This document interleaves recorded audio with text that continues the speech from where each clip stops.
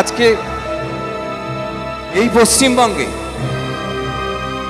যে প্রতিবাদের ভাষা মুখরিত হচ্ছে তা কোনো রাজনৈতিক দলের ভাষা নয়, একজন নারীর ভাষা, একজন পুরুষের ভাষা। আমরা বিচার চাই। তাই আমরা এটাই বলতে পারি যে শিশু সবাই দেখছে যে রাজা উলঙ্গ, তবু সবাই হাততালি দিচ্ছে, সবাই চেঁচিয়ে বলছে শাবাশ শাবাশ।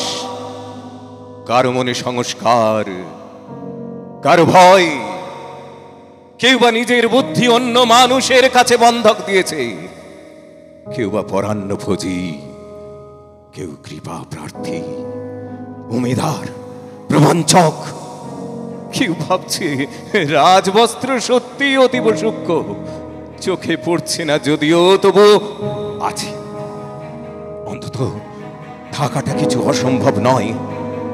গল্পটা সবাই জানে, কিন্তু সেই গল্পের ভিতরে শুধুই প্রশস্তি বাক্য উচ্চারক, কিছু আপাদ মস্তক ভীতু বন্দিবাজ অথবা নির্বোধ স্তাবক ছিল না। শিশুও ছিল, সত্যবাদী, সরল, সাহসী একটি শিশু। নেমেছে গল্পের রাজা বাস্তবের প্রকাশ্য রাস্তায়, আবার হাততালি উঠছে মুহুর্মুহ, জমে উঠছে স্তাবক বৃন্দের ভিড়। কিন্তু সেই শিশুটিকে আমি ভিড়ের ভিতরে আজ কোথাও দেখছি না। শিশুটি কোথায় গেল? কেউ কি কোথাও তাকে কোনো পাহাড়ের গোপন কুয়ায় লুকিয়ে রেখেছে, নাকি সে পাথর, ঘাস, মাটি নিয়ে খেলতে খেলতে ঘুমিয়ে পড়েছে কোনো দূর নির্জন নদীর ধারে কিংবা কোনো প্রান্তরের গাছের ছায়ায়? যাও, তাকে যেমন করেই হোক খুঁজে আনো।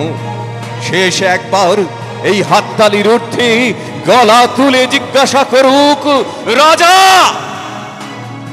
তোর কাপড় কোথায়? তোর কাপড় কোথায়? তোর কাপড় কোথায়? ধন্যবাদ। এটাই আমাদের প্রতিবাদ, এটাই আমাদের প্রতিবাদের ভাষা। আমি সকলের হয়ে এই প্রতিবাদের ভাষা, সকলের হয়ে এই প্রতিবাদের ভাষা রাখলাম।